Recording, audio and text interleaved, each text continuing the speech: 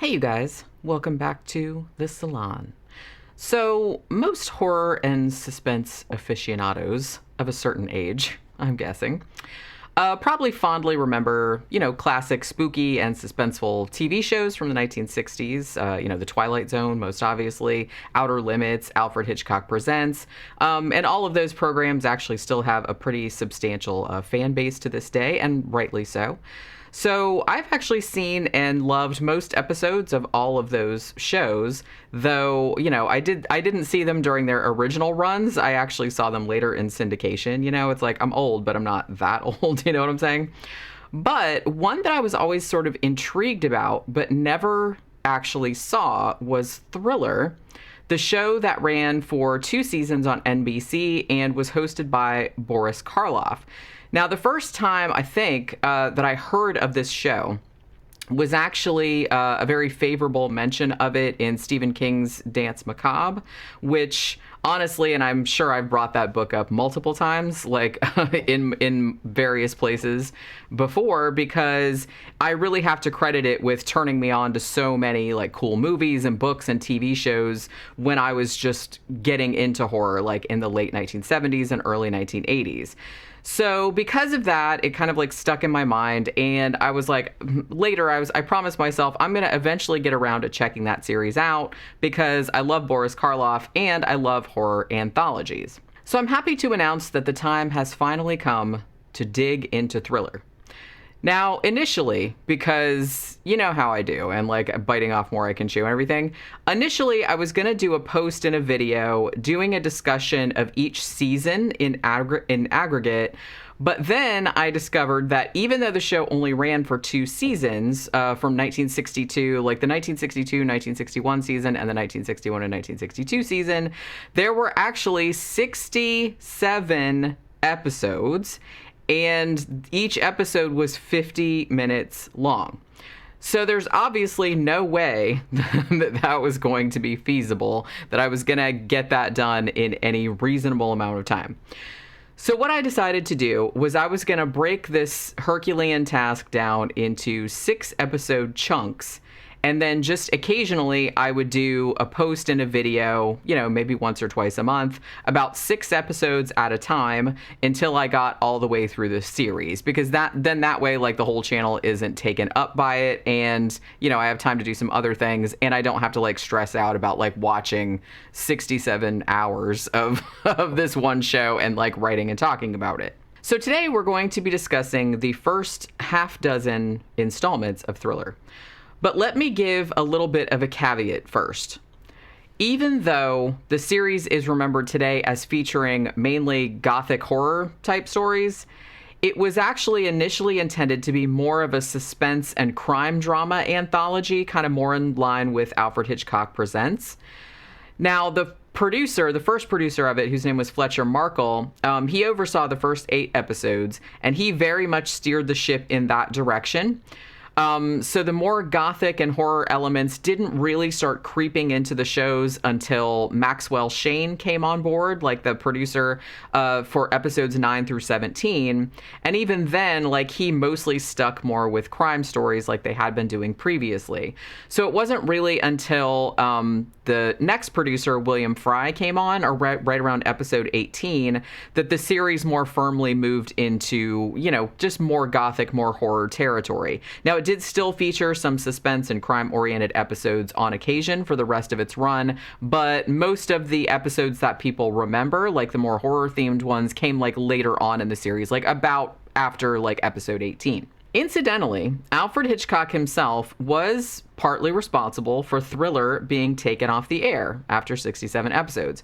Alfred Hitchcock, of course, produced and, he not only did Alfred Hitchcock Presents, but then later on he did an extended version of it because Alfred Hitchcock Presents was only half an hour. So he did an hour-long version called the Alfred Hitchcock Hour, obviously, and he was going to air that on NBC. And so he ended up sort of muscling Thriller out because he didn't really want there to be two very similar series, hour-long horror suspense anthology on the same network. So that's kind of the conclusion that they came to, that they were going to take Thriller off the air because Alfred Hitchcock, I guess, had more pull. Now, as I said, Thriller is hosted by Boris Karloff. Now, he only appears briefly to introduce the stories. He did act in 5 episodes, though I won't be getting to those episodes until later on. So even though he's just in this for a really short time at the very beginning, I always love to hear his voice, and it really does give the series something special, just having him open the show up, because like I said, his just his whole presence and his voice and everything like that is just really great. I also have to say I was really...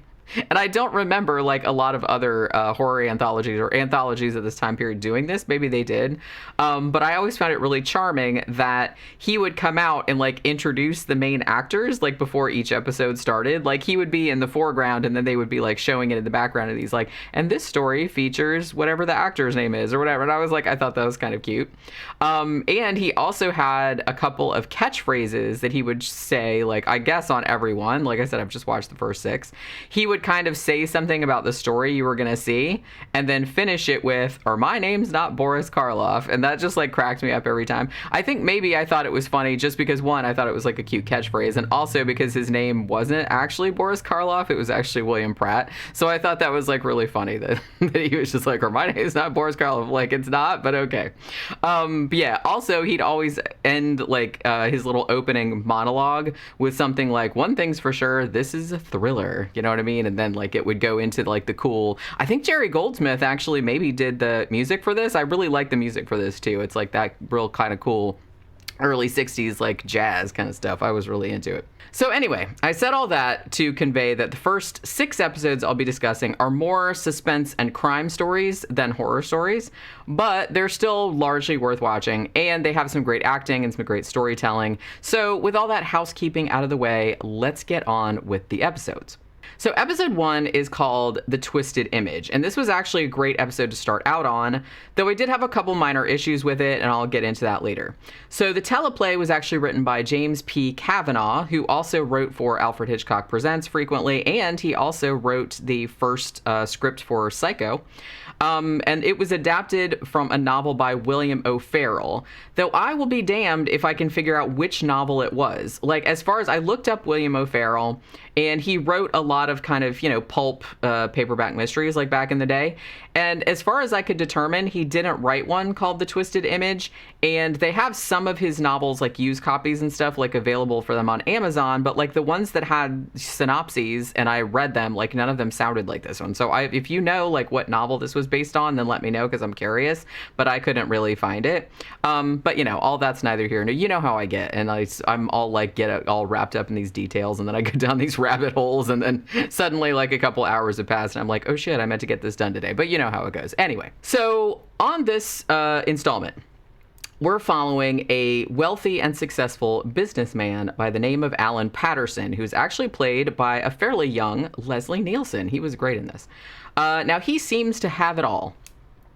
But then one day, he starts to notice that this pretty young blonde woman is constantly and very, very obviously staring at him all the time, particularly when he's at that, he goes to this cafe that's in his office building, to have lunch pretty frequently. And she's always in there just giving him this hairy eye, not even making a secret that she's staring right at him. And it's just a little disquieting. You know what I mean?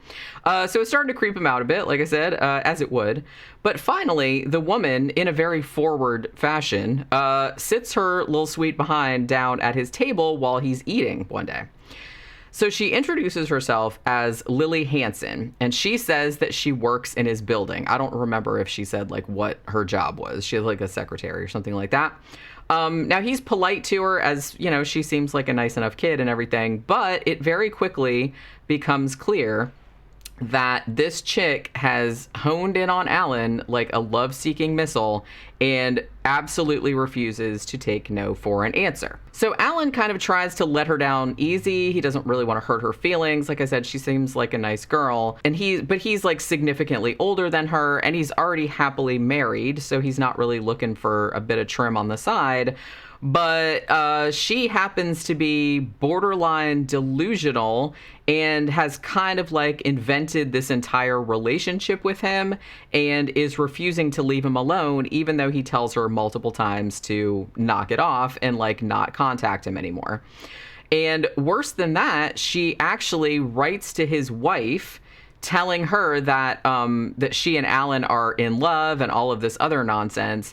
And the wife kind of maybe low-key believes it. Like, she's like, well, obviously you've told her to fuck off, like you said, and it's not working, so maybe there is something going on. So the wife is a little bit suspicious.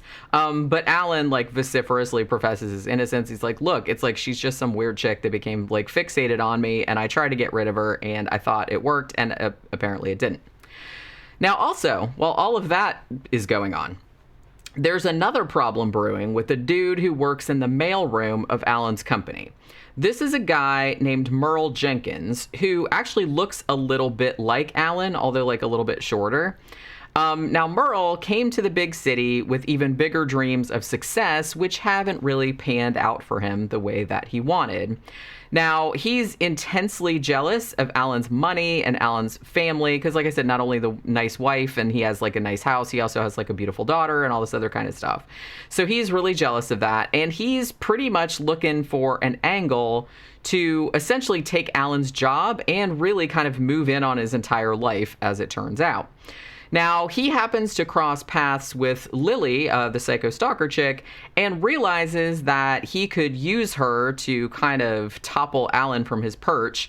And like Lily, he's also pretty delusional, and he seems to genuinely believe that he'd be next in line to like step into Alan's shoes if Alan got shit canned, even though Alan is like a real high up executive. And like I said, this guy just works in the mailroom and is like a nobody. But, you know, like I said, these two people are just very delusional. Suffice it to say, though, that it doesn't work out the way he planned, and at least one person gets murdered during all of the ensuing brouhaha. Now, I will say at the outset that this was easily my favorite of all the 6 episodes that I watched. I'm not sure if it's because it was the first one, so everything was fresh and I was all excited because I was like, ooh, I'm finally getting to watch this show, or whether it was objectively better than the others. It could have just also been, too, that I just really liked Leslie Nielsen in it. Like, you know, he was really good in this. Regardless, I mean, this one was really good, though. It kept me in suspense the entire time, and I actually couldn't really anticipate or predict what was going to happen next or how things were going to turn out. So it kind of like, you know, kept me on the edge of my seat. Now, a couple small complaints that I had were I felt like it was a little bit too coincidental, like story-wise, having Alan happen to become the target of 2 essentially like mentally unstable and initially unrelated people at pretty much exactly the same time. Like, it just seemed a little too convenient, but that may have been a product of the source material, so I'm not going to get too mad about it.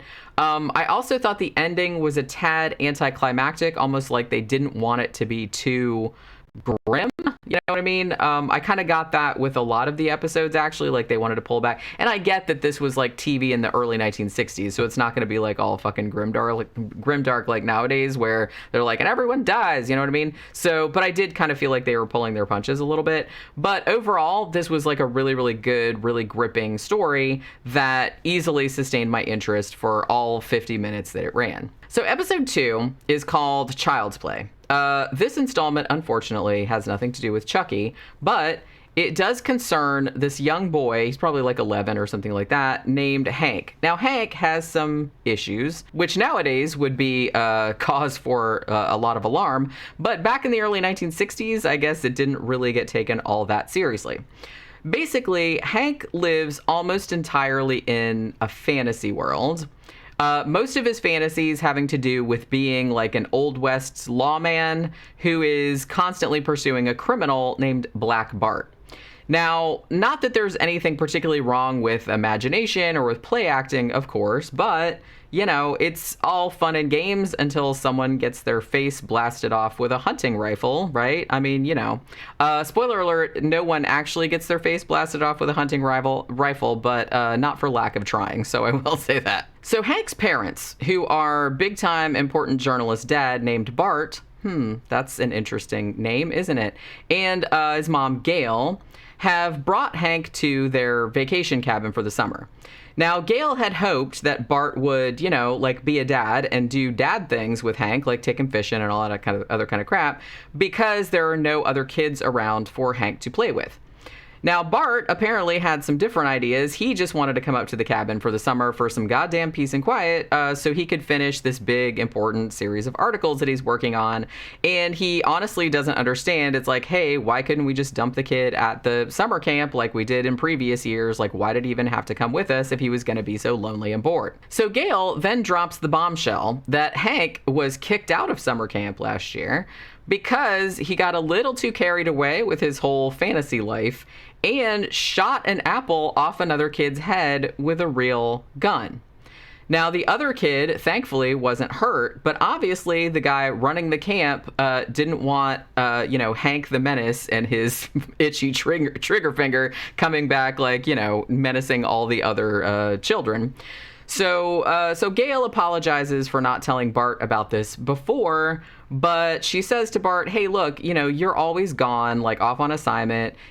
We see you so seldom that when we actually do see you, she's like, I didn't really want to spoil it by, telling you about the kid doing this and then you whipping his ass, and it would have just ruined the very little family time that we have. Now, the entire middle portion of this episode is essentially just one long and very detailed argument between Gail and Bart, as Gail is pretty much airing her grievances about Bart's long absences and his lack of involvement with the family, up to and including him not ever having sex with her, so there's that. And all of this is intercut with Hank running around unsupervised, having taken a hunting rifle from the cabin without his parents noticing. Now, I actually wasn't sure that I was going to be down for all of this relationship drama that was taking up so much of the runtime, but I gotta be honest, I actually found it pretty riveting, especially because the acting is so good. But I will say, your mileage may vary. Just know that there is some other kind of suspenseful stuff going around on the outskirts, but most of it is a very taut relationship drama essentially. So anyway, the parents finally pull their heads out their own asses long enough to discover that Hank has taken one of the guns, and when they finally track him down, out in the wilderness, he's got a bead on this random fisherman who he thinks is Black Bart, and he's threatening to shoot an apple off of the guy's head with a real gun, like I said. Now, it comes to light that Hank's fantasies have actually made a villain of his father, hence why the villain that he's always after is named Black Bart, and his dad's name is Bart. And it's really, obviously it's really his dad that he wants to shoot because he doesn't pay because he's neglectful and stuff. So everything eventually gets sorted out without really any further violence. So like I'm saying, that's kind of the thing where I'm saying that it's pulls its punches. It may be something that was more modern, someone's face would have got blasted off, like I said, but this was the early 1960s, and I guess they wanted everything to work out okay, so everything works out okay without anybody getting killed. So again, a little bit of an anticlimactic ending. And I have to say too that if you are kind of impatient with very frank and extended conversations about all of the ways that a marriage can crumble, then this one might not be your cup of tea. I actually thought that I wasn't going to like this one, when it first started, but I ended up getting sort of pulled into it in spite of myself. But like I said, your mileage may vary on that. So episode 3 is called Worse Than Murder, and this one was pretty good as well, although I admit that I think I started to lose track of some of the details and the plot threads in the middle there because of all the blackmail and chicanery and shenanigans and whatnot that was going on was getting a tad complicated, and I was kind of losing track of everyone's relationship to one another.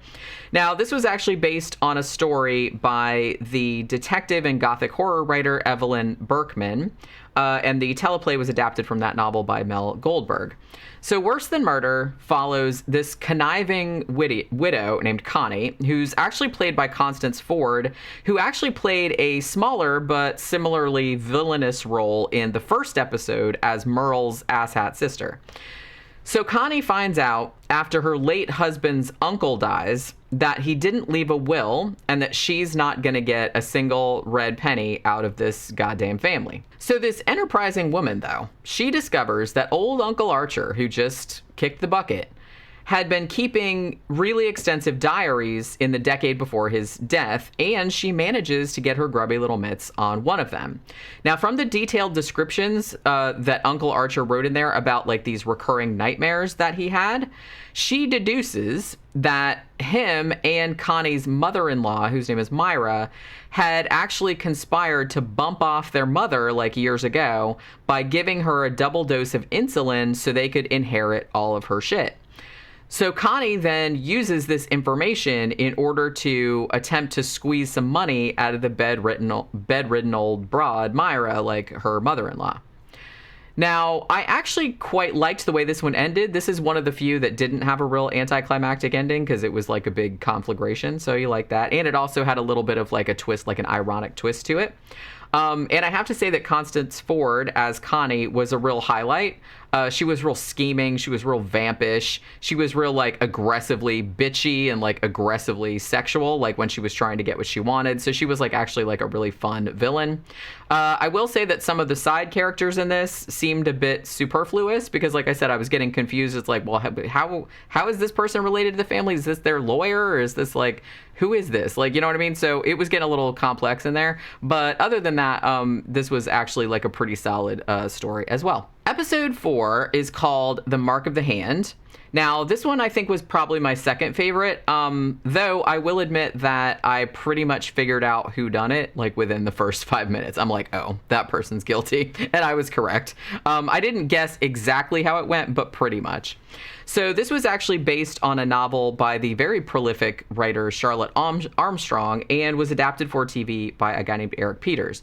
Now, this story starts with there's a guy named Charles Mowry, and he is accidentally shot in the back, ostensibly by an 8-year-old girl named Tessa. Now, while she's like spending the summer at the family's vacation house. And I think the guy is like their neighbor or family friend or something like that. And he comes over for coffee and cinnamon buns one morning and ends up getting shot in the back, as happens sometimes, you know, can't be prevented. So as the investigation ensues into this guy's death, which, like I said, at first they're presuming is accidental, like the girl was just playing with the gun, which she should have been, and it went off and blah, blah, blah. But the little girl actually ends up stymieing all of the efforts to get to the bottom of whatever the mystery is by completely clamming up and refusing to tell anybody anything. Like she won't tell anybody what happened because she's basically like, well, no one listens to me anyway, blah, blah, blah. So I'm never talking ever again. Fuck all y'all. And then she just like shuts up. Meanwhile, after a few more kind of troubling incidents occur and suspicion starts to grow that Tessa actually shot the dude on purpose, the cops start debating whether this little girl is actually mentally disturbed and should be institutionalized for the safety of society as a whole. Now, her grandmother is pretty much the only family member that is completely convinced that she's innocent, and the rest of the family are just kind of like not really so sure, like after some certain things happen.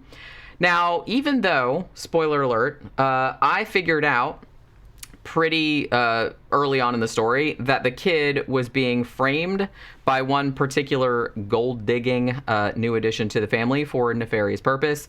This one was still like pretty enjoyable overall and had a pretty decent gotcha ending. Like it was kind of like a setup where they kind of like got the murderer to incriminate themselves.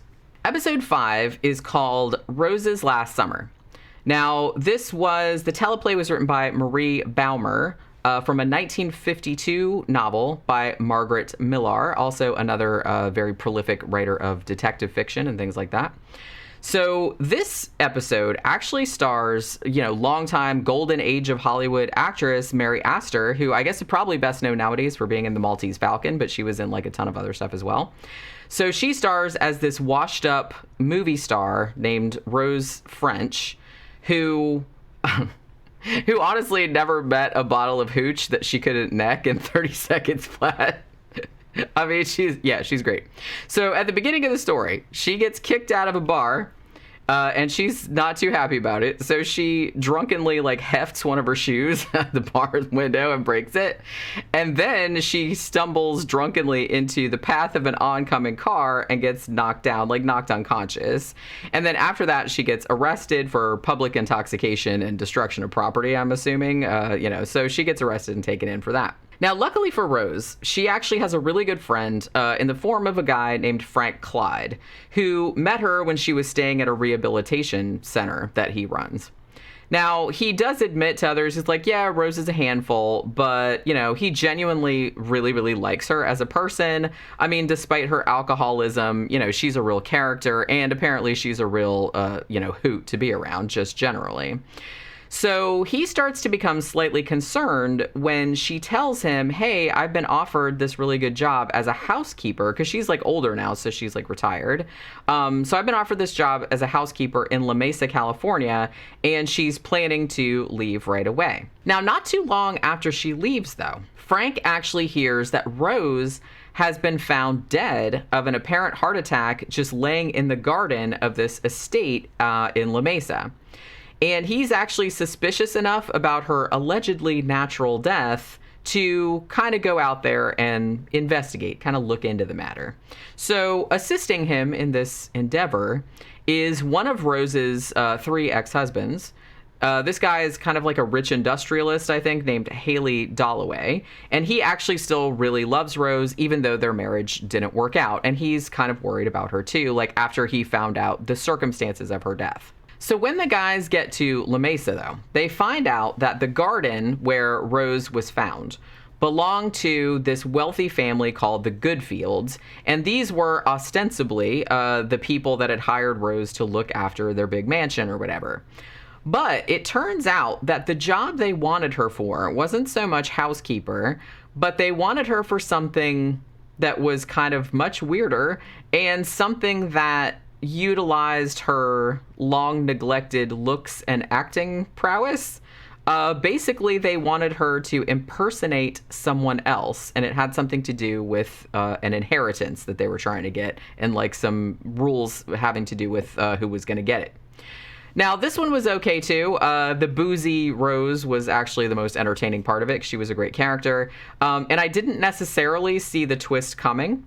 It petered out a little bit toward the end once the mystery was revealed, but on the whole, this one was also like pretty solid, pretty entertaining. So episode 6, the last one that I watched in this little chunk here, this was called The Guilty Men.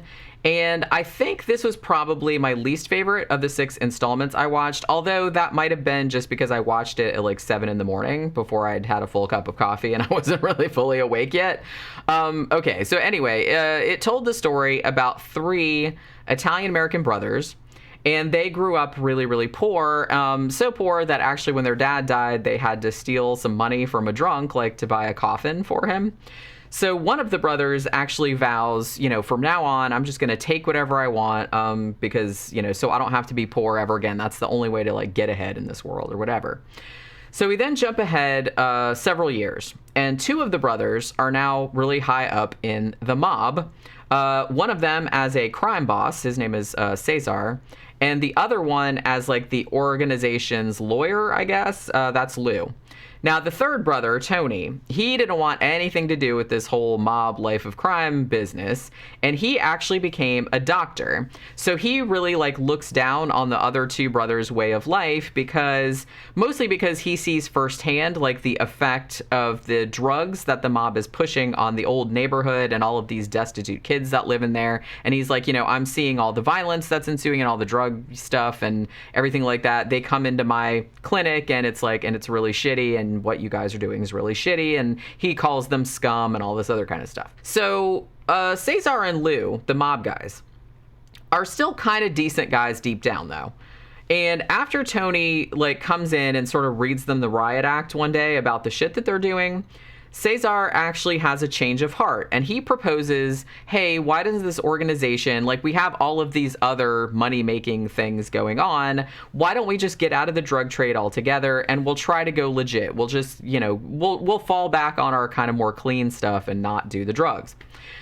Now, Lou, the lawyer, he agrees with this plan. He's like, yeah, you're probably right. And yeah, it's several $1 million, but we have other money coming from other places, so it wouldn't really be that big a deal. But there is another more hard-ass member of the outfit whose name is Harry Gans, and he thinks both of the guys are going soft, and he basically starts engineering a coup in order to kind of wrest power from the original brothers.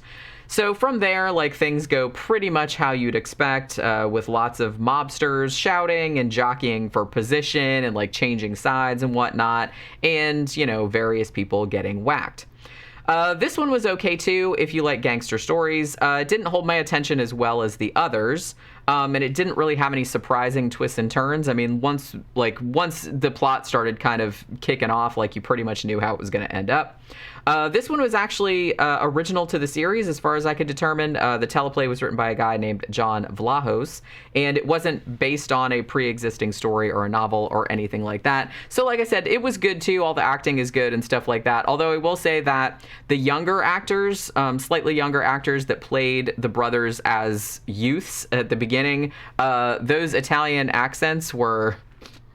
Yep, they were a little much. So I'm guessing that those actors were probably not naturally Italians or Italian Americans, just saying. So they went a little overboard with it. But I mean, other than that, it was like a pretty solid episode. Like I said, I'm not hugely into like gangster stories as a whole. Like, obviously I like some of them, but so this one wasn't as interesting to me as the others, but it was still like really good. Okay, so 6 episodes down, only 61 episodes to go. So as I said, I'll try to like post 1 or 2 of these every month going forward until I've watched all the episodes. So hopefully you guys enjoyed this and will want to come along with me on the journey. And that'll do it for this installment. Remember to like, share, subscribe, just to help this little channel grow. And I will see you guys in the salon next time. Bye.